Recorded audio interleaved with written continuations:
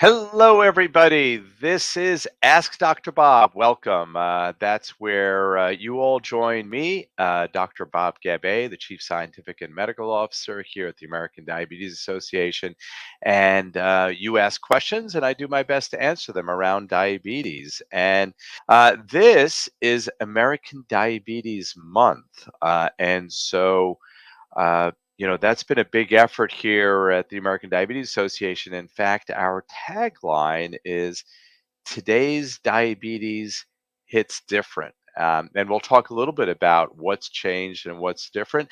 And we'll also use this episode as a chance to maybe get back to basics a little bit and talk about some things that we have in the past, but all of you may not have seen those episodes, so it'll be new. Um, Please, and of course, we'll get some new things that you may not know about, including this new drug that got approved on Friday. So we'll stay up to date. Again, we do this monthly. Tell your friends and family and loved ones to join us. You can also follow me on Twitter at Dr. Bob Gabbay, and LinkedIn and Facebook and all that kind of stuff. So let's get to the first question. And that is really basic and very helpful. And I appreciate somebody asking this. It is, what is diabetes and what are the different types? Because we hear about a lot of things, pre-diabetes, type 1 diabetes, type 2 diabetes, gestational diabetes. Let me break it down. So I'm going to start with type 1 diabetes. And so type 1 diabetes is an autoimmune disease, meaning the body's immune system attacks the cells that produce insulin. Insulin is the hormone that helps regulate your blood glucose levels. So, autoimmune disease attack the insulin producing cells known as beta cells and essentially destroys them so that one cannot make insulin over time, and the only treatment is to take insulin in some form. So that's type 1. And that's about 1.8 million people in the US have that type of diabetes. Type 2 diabetes is slightly more complicated and way more common. It's more than 90% of people with diabetes. So we're talking 35 million people in the US have type 2 diabetes. And that is a combination of two things. One, the individual becomes resistant to the effects of that hormone insulin. The insulin doesn't work so well.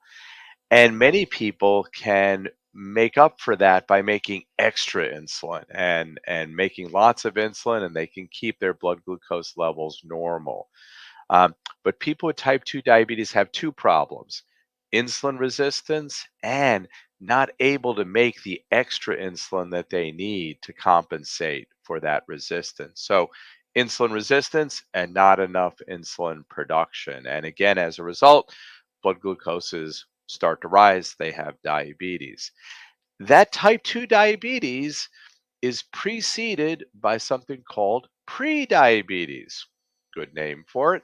What is prediabetes? Prediabetes is where some of this process is already happening. Individuals are already resistant to insulin. They're still able to make almost enough insulin, but their blood glucose levels rise a little bit, not enough to call it diabetes, but they have prediabetes. And the reason it's important to understand who has prediabetes is that we can do things for them to prevent them from developing diabetes. So that was type 1 diabetes, type 2, prediabetes. The last one I'll talk about is gestational diabetes. So that is diabetes that develops typically in the third trimester of pregnancy.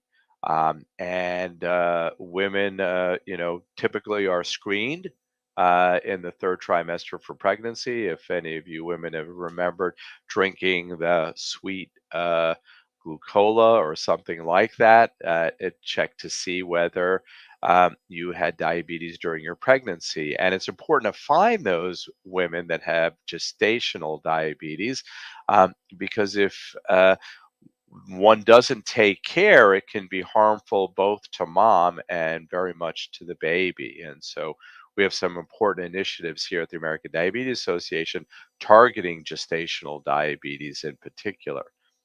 Okay, so those are the different types of diabetes. Some of you may have heard of type 3 diabetes. Not really a thing. It's sort of like it's a term used for a variety of different things, but it's really not a recognized term. So let's just get rid of that. Okay, next question.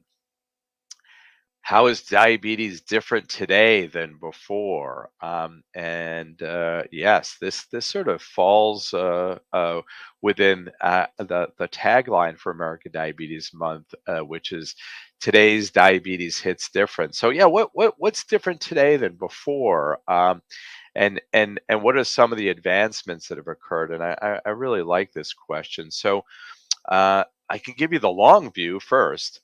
Um, so one of the things that I really enjoy doing, and you may have seen me post about this on social media, I still see patients at the Joslin Diabetes Center here in Boston, and one of the things I have the privilege of doing is I have a number of people with diabetes that I care for that have had diabetes for 50 or more years. So those people have the long history and can really see how we've gotten so far. So I've heard things from them, uh, from this is sort of wacky stuff for those of you that are younger. The syringes used to not be disposable. You had to boil them. Way back, you had to sharpen them on a stone. So that was a whole other thing compared to the insulin pens that, the needles are so fine, you can barely feel it. Big progress there. To, uh, you know, we used to have to not be able to test blood glucose, but have to do urine. And one would collect their urine and put it in a test tube and add something to it and see if it changed the color. And that's how you knew what your glucose levels were.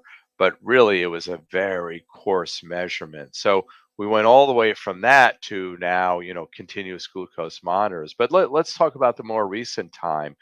What are the big advances that have occurred in diabetes? And I'll probably pick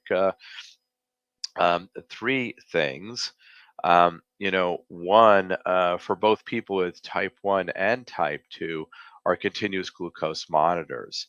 The ability to measure blood glucose continuously, not have to do finger sticks in many cases, and be able to see where you are at any given moment almost instantaneously and be able to see patterns of what's happening while you're asleep and stuff like that.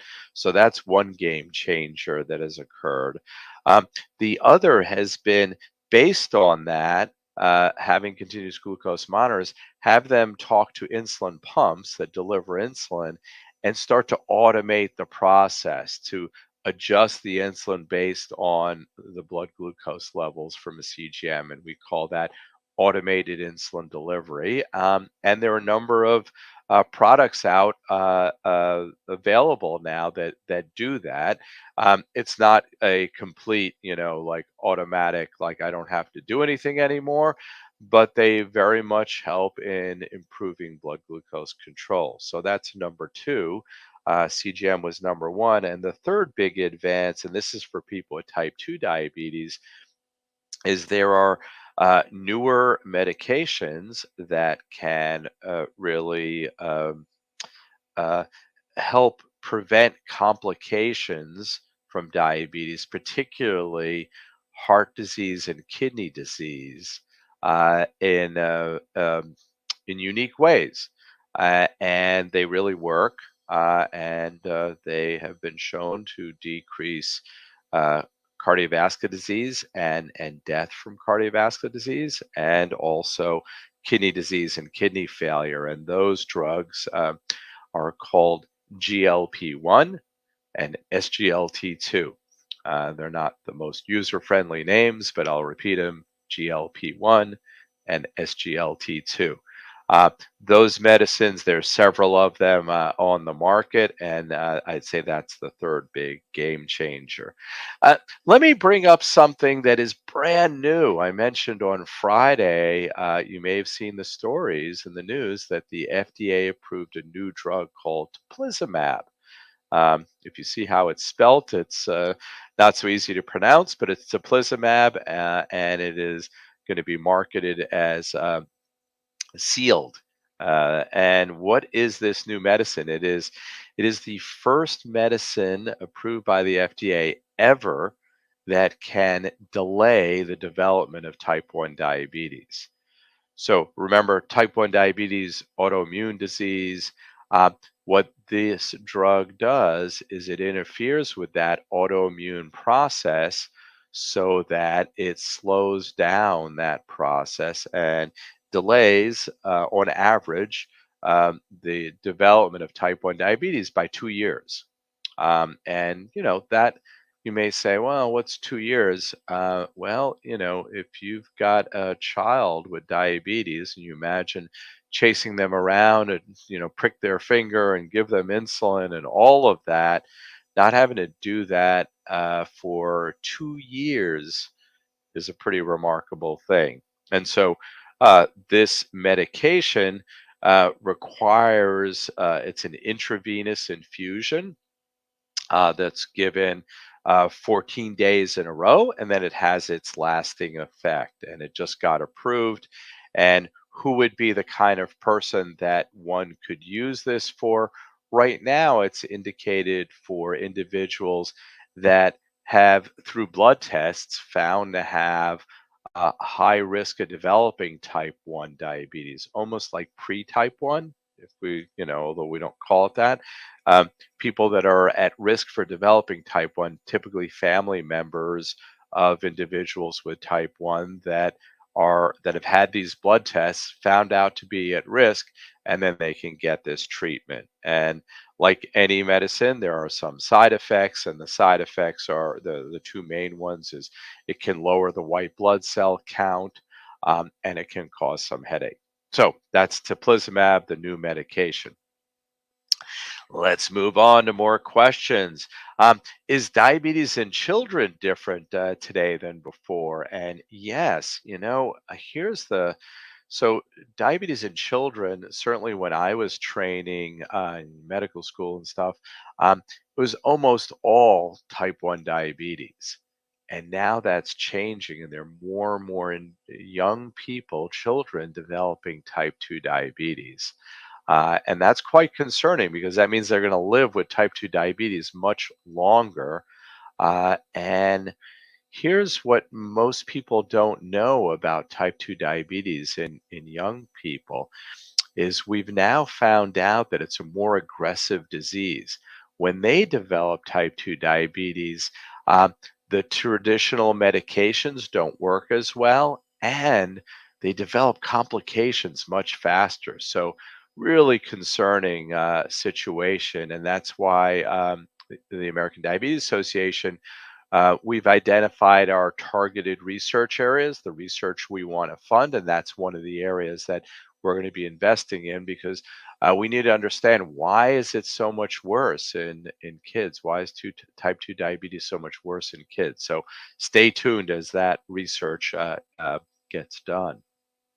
Um, Another question here are what resources do you recommend to use to manage their diabetes? And, I think the best one really is going to diabetes.org. That's our website, and you'll see everything you need there. Just have to surf around a little bit to find it because there's so much information, but everything from, you know, what kind of foods to eat, to information about the different blood glucose monitoring options that there are, what to do about affordability of your medications and insulin, a bunch of great resources.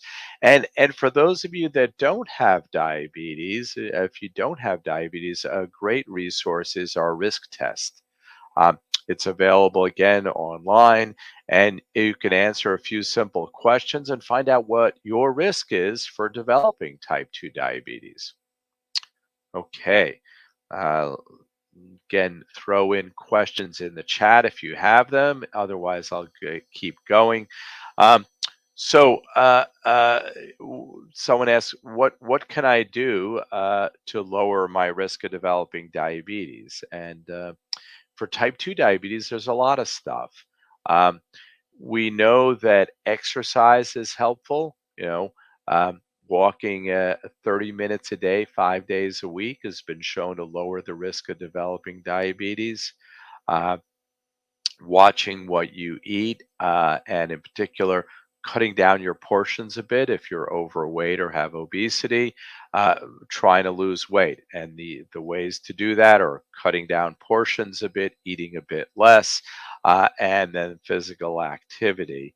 Um, and one of the things I really recommend is meeting with a dietitian who can tailor ideas about what to eat based on what you like and what you typically eat, and be able to make some small changes that can lead to improvements. So that's for type 2 diabetes. And for type 1, if I gave this, if I was talking last week, a week ago, I'd say there's nothing you can do. But as of Friday, a new medication or Thursday actually was Thursday night, a new medication is approved that I was just talking about, and that's teplizumab. And if one is found to be at risk for developing type 1 based on a blood test, there's a medicine that can delay the onset. Next question is asking me to talk a little bit about the connection between diabetes and mental health. And it is an important one. One of the things that, any of you that have diabetes or know someone with diabetes, I think that this will resonate for you. Um, but the rest of the world doesn't appreciate that having diabetes is hard. It's not easy, and it takes a lot of attention and work. And people can burn out from having diabetes. It can cause a lot of distress and anxiety, and then on top of it, depression is common in people with diabetes. 30% of people with type 2 diabetes have depression. And you can imagine, if you're depressed, you're less likely to want to eat right and exercise and do the things that can be healthy for you. So, really, a strong connection between mental health and diabetes, and it's often underlooked. And of course, you know, it got magnified during the pandemic, which was really challenging for all of us. Um, so, one of the things I want to make you aware of is that we have some mental health resources. If you go to the uh, American Diabetes Association website, we have a mental health directory where you can find mental health professionals that not only know about mental health, but that we've trained and certified around diabetes. So they know diabetes and they know mental health, and they can help you. And again, it's worth taking advantage. And then let's see, more questions. I think I've got one more here as a good one to end on. Uh, and what do you see in the future of diabetes? Well, this could be a whole separate sort of Ask Dr. Bob, because I talk a lot about this. But I will say, really, I think one of the things is better care and access. So we now know a lot of good things that could be done to help people with diabetes not develop complications, kidney failure, amputation, blindness, heart disease, stroke. All of those could happen. And we know a lot of what could be done. We just need to have it done. And that involves really working with the healthcare system, where we do a lot of work to help them know the right things to do. And it's also the advocacy work we do to ensure that everybody has access to the treatments and the care that can keep them healthy. And I'll point you again to our website, diabetes.org, where a couple of years ago, we published an important thing, and that is a health equity bill of rights, and it really is our guiding mission to ensure that everybody has access to the care, to the technology, to the healthy foods, to all the things that can help you thrive with diabetes. So one of the big hopes for the future is better care for all, and then I would say the other is to do that in a way that doesn't add burden for people with diabetes, because diabetes is hard, and making it harder is not what we're about. So we want to do both. We want better care, and we want to reduce the burden. Um, and so I think we're coming to the end of our time. And so I want to thank you for joining Ask Dr. Bob. I'm Dr. Bob Gabbay, Chief Scientific and Medical Officer here. We talked about the different types of diabetes. We talked about how diabetes has changed and the new things that are out there, and all of that. And if you like the program, please recommend it to others. Follow me on Twitter, Facebook, and connect. And let's keep the conversation going. I wish you all a very happy and healthy Thanksgiving. I hope you have an opportunity to spend it with those that you care about, and we will see you next time next month. So be well.